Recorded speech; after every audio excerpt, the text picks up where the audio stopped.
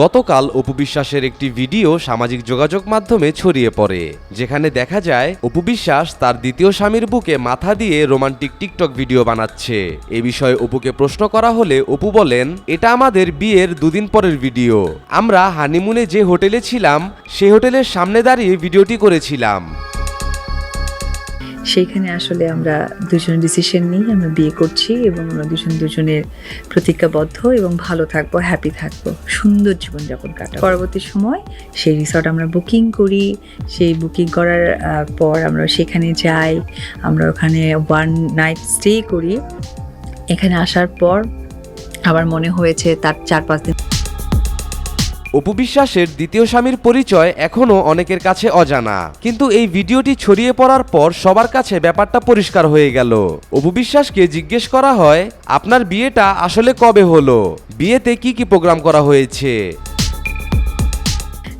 একদম রান্নাঘর থেকে হলুদ লাগাতে হয়, যেটা কাজী বললেন, সেই হলুদ লাগিয়ে, তবে আসলে হলুদের কালারটা না হলুদ ছিল, কিন্তু ওর মধ্যে যে হালকা একটু মরিচের গুঁড়া ছিল আমরা বুঝতে পারিনি। গালে দেওয়ার পর তো খুব জ্বলেছে, হয়তো জীবনটাও হালকা পাতলা একটু জ্বলেই গেল। অপুকে জিজ্ঞেস করা হয়, আপনার দ্বিতীয় বিয়ের খবর সাংবাদিক কিংবা অন্য কাউকে জানাননি কেন? উত্তরে অপু বলেন, বিয়েটা মূলত পারিবারিকভাবে হয়েছে, সেখানে মিডিয়া কিংবা চলচ্চিত্রের কেউই ছিল না। ঠিক ওইভাবেই আমার বোন ছিলেন আমার হয়ে, এবং পাশাপাশি আমাদের মিডিলম্যান যে উকিল বাবা থাকে, উনি মামুনুজ্জামান মামুন ভাই, উনি ছিলেন। তারপরে তার পক্ষ থেকে ছিলেন মনিরুজ্জামান। এই আমাদের কয়েকজনের সম্মিলিতভাবে আমাদের আসলে বিয়েটা হয়। অপুর এই কথা সহ্য করতে না পেরে শাকিব খান সরাসরি অপুকে ফোন দেয়। চলুন আমরা তাদের কথাগুলো শুনে আসি। আসলে না, আমরা দুজনকে খুব বেশি পরিমাণে রেসপেক্ট করতাম।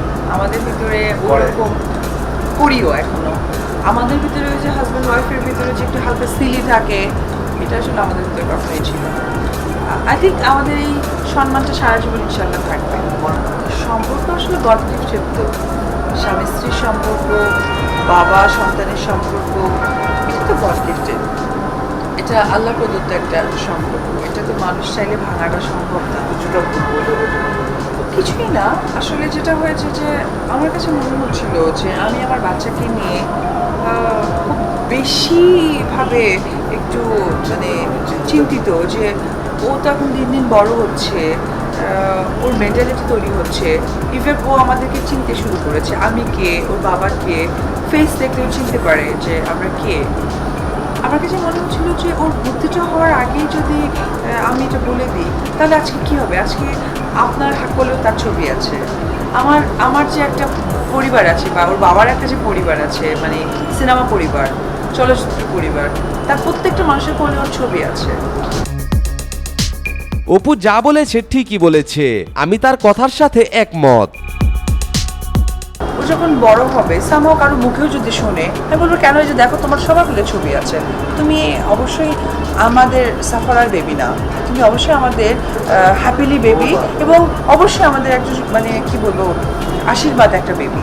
তো আমার কাছে মনে হচ্ছে যে সাকিব হয়তো আরও টাইমিং নিচ্ছে। আমার কাছে মনে হচ্ছে যে টাইমিং নেওয়ার আর কোনো প্রয়োজন নেই, লস্ট অফ টাইম।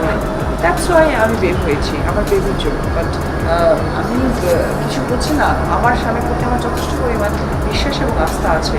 যখন 8 বছরের সাথে আমি সংসার করি, তখন কিন্তু আপনারা কেউ জানতেন না যে আমার হাজব্যান্ড ওয়াইফ। তখন চাইলেই অনেক কিছু হওয়া সম্ভব, কারণ 8 বছরে অনেক হিরোইনের সাথে কাজ করেছে এবং অনেক পপুলার, অনেক গ্ল্যামারাস হিরোইনের সাথে কাজ করেছে। তখন যখন হয়নি, এখন তো আফটার বেবি, এখন তো একটা তো সম্পর্ক, একটা তো মায়া, একটা তো ভালো লাগা তো তৈরি হয়েই গেছে, এটা হয়তো বা নিজের অজান্তে।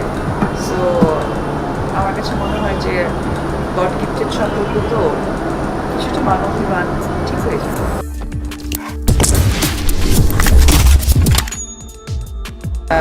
কমেন্টিং করেন যখন হাসায়, খোলা মনের মানুষ।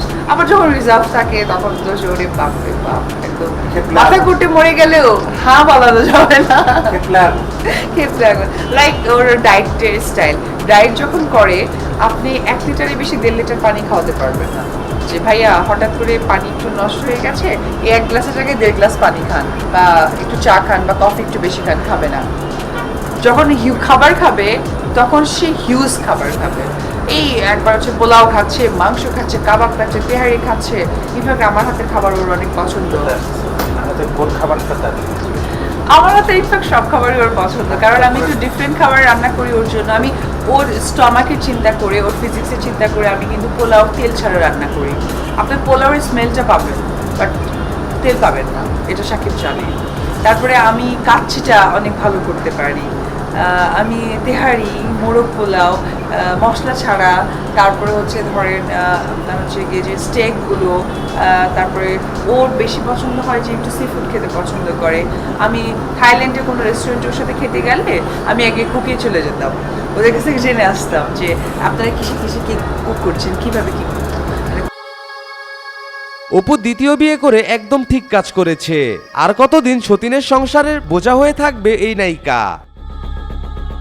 করছে যেমন আমি ওকে মাঝে মাঝে যেটা দিতাম, কোরাল ফিশগুলোকে আমি আস্তা ফিশ স্যুপ করে ওকে দিতাম। ও জাস্ট উপর থেকে নিয়ে এনে খেত এবং খুব মজা পেত। ওকে এটা জিজ্ঞেস করে দেখবেন, ওর আমার হাতের খাবার অনেক পছন্দ। আর আমার শাশুড়ি ভয় পেয়ে যেত, হ্যাঁ তুমি এখন শুটিংয়ে বাইরে যাচ্ছ, হয়তো বা আজকে আসতে পারো না। ও মাসুদ বলে ডাকে আমার শাশুড়ি, মানে ফ্যামিলিতে সবাই মাসুদ ডাকে। বেসিক্যালি আমি ওরকম কিছু ডাকতাম না, আমাদের অদ্ভুত কিছু ডাক। যেমন সাকিব আমাকে ডাকে আপু আপু আপু, এরকম করে ডাকতো, মানে অপু নামটা বলতো আপু আপু এরকম করে ডাকতেন। আমি ওকে মানে এরকম, এই যে মানে ঠিক আছে বলবো, এই মানে মানে আশা হোক যা হোক ঠিক আছে এটা করো না, হ্যাঁ মানে নাম স্পেসিফিক ডাকতাম না। যখন আপনারা বাসাতে তো সেম, বাসাতে ওরকম যে নাম ধরে সাকিব ডাকা না, ওরকম কোনো ডাকা হতো না। না কোনো বিশেষ নাম না, মানে হয়তো তুমি খাবা, তুমি এটা করবে, তারপর হয়তো বা বসে আছে টেবিলে, হয়তো বা কারোর সাথে কথা বলছে, আমাকে এখন ওকে ডাকতে হচ্ছে, সেটা এরকম ভাবে ডাকতাম। এই যে ও তাকায় যেত। আসলে না, আমরা দুজনকে খুব বেশি পরিমাণে রেসপেক্ট করতাম। আমাদের ভিতরে ওরকম করিও এখনো। আমাদের ভিতরে যে হাজব্যান্ড ওয়াইফের ভিতরে যে একটু হালকা সিলি থাকে, এটা আসলে আমাদের ভিতরে কখনোই ছিল না। আই থিঙ্ক আমাদের এই সম্মানটা সারা জীবন ইনশাল্লাহ থাকবে। সম্পর্ক আসলে গড গিফটেড, তো স্বামী স্ত্রীর সম্পর্ক, বাবা সন্তানের সম্পর্ক, এটা তো গড গিফটেড, এটা আল্লাহ প্রদত্ত একটা সম্পর্ক। এটা তো মানুষ চাইলে ভাঙাটা সম্ভব না। কিছুই না, আসলে যেটা হয়েছে যে